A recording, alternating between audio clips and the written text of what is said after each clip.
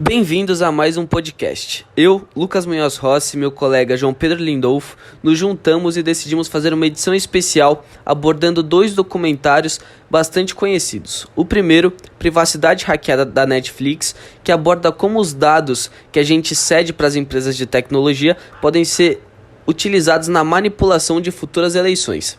E o outro, Democracia Hackeada, que aborda como as urnas eletrônicas poderiam ter sido hackeadas nas eleições de 2004 nos Estados Unidos. Tendo em vista que estamos cada vez mais próximos das eleições e as dúvidas vão surgindo com o passar do tempo, seja de candidatos criticando as urnas eletrônicas, querendo voltar ao voto impresso, seja por eleitores que não confiam nas urnas eletrônicas ou não confiam no uso de seus dados na manipulação, a gente resolveu trazer um jornalista e professor da PUC, Fábio Fernandes da Silva, para tirar algumas dúvidas da gente e ajudar a gente nessas questões. Primeiramente, bom dia, Fábio.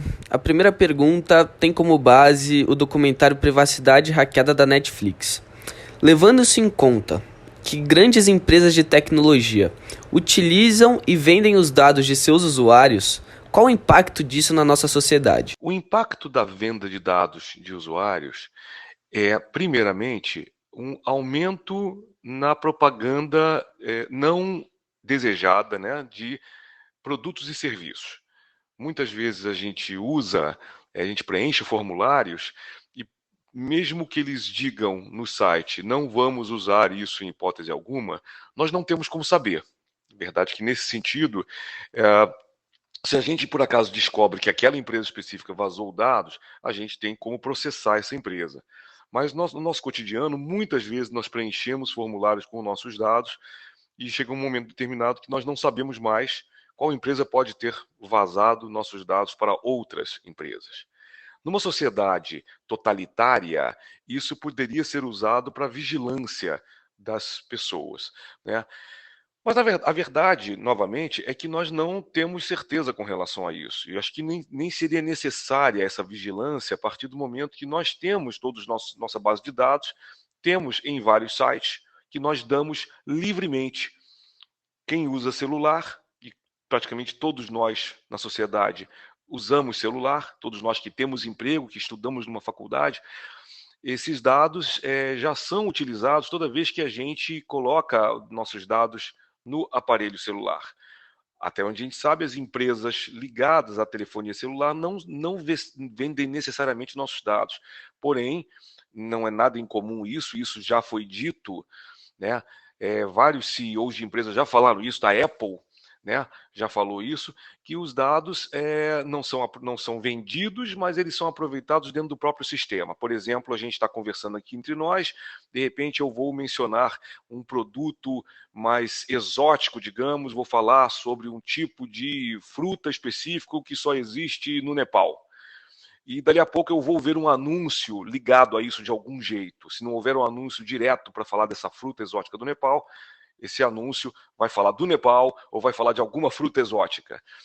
Ou então, às vezes, no próprio algoritmo de uma rede social, a gente vai descobrir, de repente, que alguém está falando um assunto semelhante e vai entrar no nosso timeline. Então, isso é muito comum.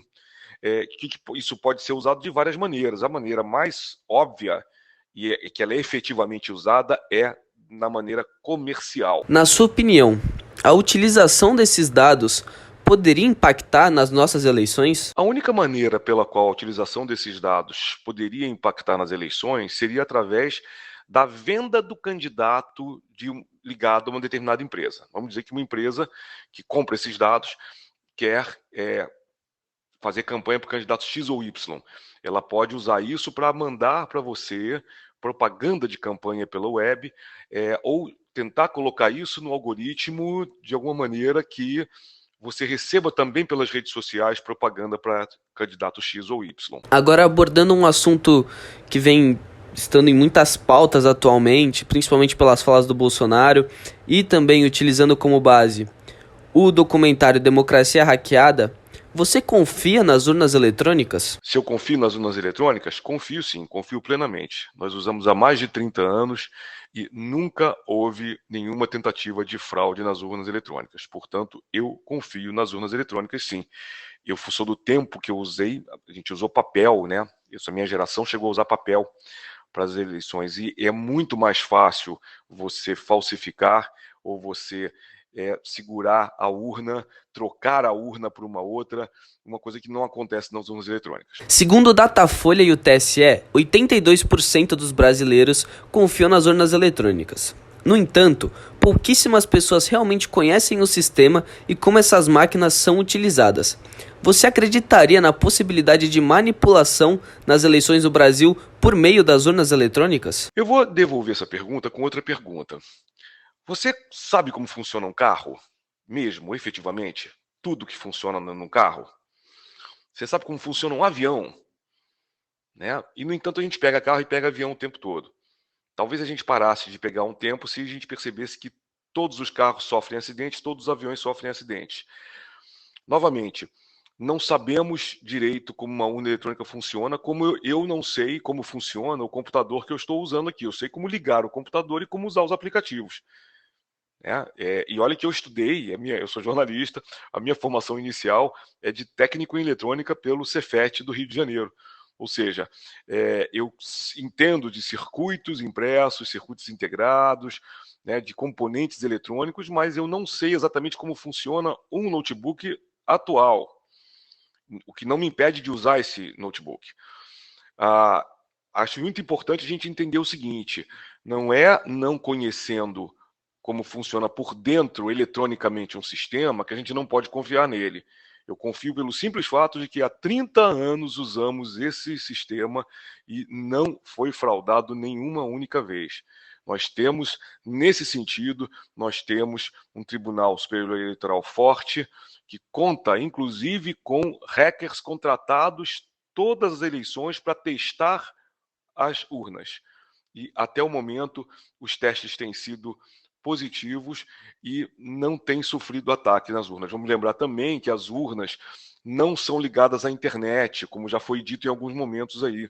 Vamos tomar cuidado com fake news. As urnas não são ligadas à web. A chance de serem hackeadas é muito pequena. E elas são examinadas antes e são examinadas depois da eleição, o que praticamente reduz a zero a possibilidade de hackeamento. Não acredito que as eleições sejam manipuladas no Brasil.